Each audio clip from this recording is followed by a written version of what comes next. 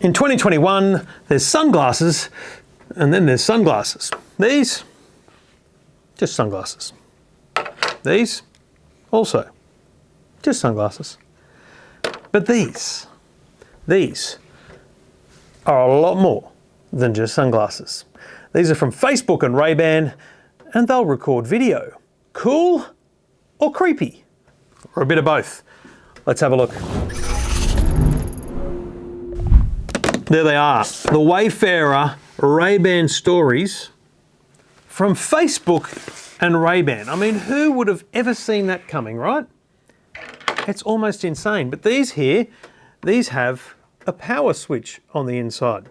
So as I get these and flick them on, a little white light appears in the corner here. And that light I can see in my peripheral vision. So I can see this little white light. I know that it's there. It's kind of blinking as they boot up. And then when they've booted up and they're ready to go, the light goes green. And I know that my smart glasses from Facebook are ready to record. So it's all about Facebook stories, Instagram stories, or whatever platform you're on, having those really personal moments. Now, these are, and I'll consult Facebook's own guidelines here, and this will be an important part of Facebook's messaging, but let me just tell you here about wearing smart glasses responsibly. Always give people a heads up. Let them know you're recording. Power off in private spaces. You wouldn't want to use them in a doctor's office, a locker room, a public bathroom, or a place of worship. Let that capture LED light shine. This LED light on the front when you're recording, which you can't see yet, but when I hit record, you'll see there's an LED. When that's on, you know the camera's recording. That light is hardwired to the sensor so that it can't just be hacked and turned off. But I guess you could put a bit of gaffer tape over it, so don't do that. And then keep your eyes on the road. Don't use the glasses while you're driving, is the advice from Facebook. And finally, be a good community member. Obey local laws. Don't use your smart glasses to engage in harmful activities. That's all obvious. But most people are just going to get them and go, this is cool. And they're going to put them on. They're going to click that button. And then now these glasses are recording for 30 seconds. So I can spin around here, look at the EFTM studio and back at the cameras, and all of that is recorded. It records for 30 seconds, or I can click a button and they stop recording. You get a little chime in your ear when they start recording and another chime when they stop recording, and that little light appears at the front when you're recording. So if I hit record now, little light in the top corner here is on. So let me show you that a little bit closer up. Right here, little light turns on when we're recording. Okay? On and then off. Now, you can also take photos. But it's interesting, the videos are easier to take than photos. So when you want to take a photo, you push and hold the button. Click, and we've got ourselves a photo. So videos, photos, 30-second videos, and still photographs. There's actually two lenses, one on each side of the glasses. I can't answer why. Because it's not like it records a 3D video, but I would suspect it's because at times some get blocked, and so the smarts of the app will allow you to scoot around that. In the stalks, in the stems, in the arms of the glasses, there's also earphones or speakers. So basically, I can get the glasses, I can open up my phone, I can open up, let's go, Spotify, and I can start playing music. And that music, I'll put it at full volume. That music is now playing, bit of Kenny Rogers. Now, my microphone's down here. Can you hear it? Maybe. These are very similar in that sense to the Bose frames. Now on the side here, a touch sensitive panel. So I can tap to pause, tap to play, double tap to skip forward. Bit of John Farnham, that's always good. So the touch controls on the side. Now I'll be honest, the touch controls are good, but not great. Like you kind of got to learn where they are, but you get used to it very quickly. So they are in fact great headphones for when you're out for a walk, listening to podcasts or music, whatever it is you want to do. Awesome, tick a box. So then what happens with the video? So you've got the glasses, you've recorded something. What you do is you open up the Facebook View app. So here it is here, Facebook View. We'll open that up.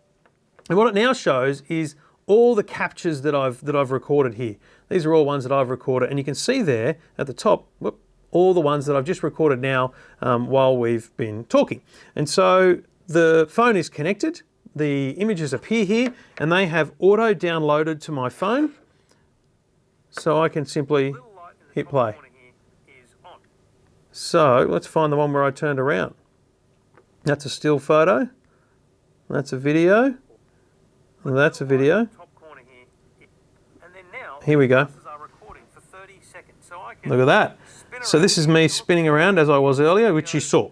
Now, what you do here is you can also set the settings of your smartphone to automatically save those into your photo gallery. So music's playing already on the phone, on the glasses.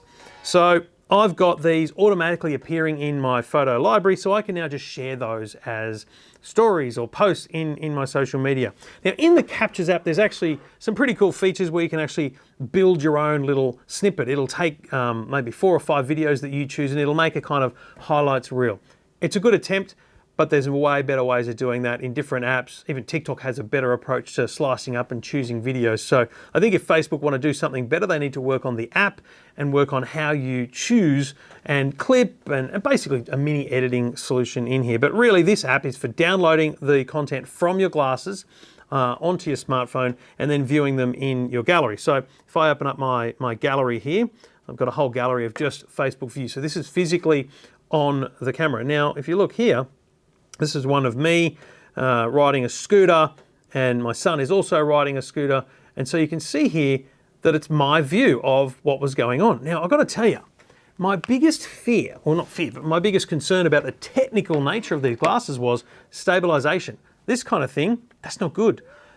But what happens is, I'm pretty sure it's happening in the app, in post, it's being stabilized. And I'll tell you what, it does a bloody good job. The stabilization on these is excellent. So I can see some really cool first-person videos being created.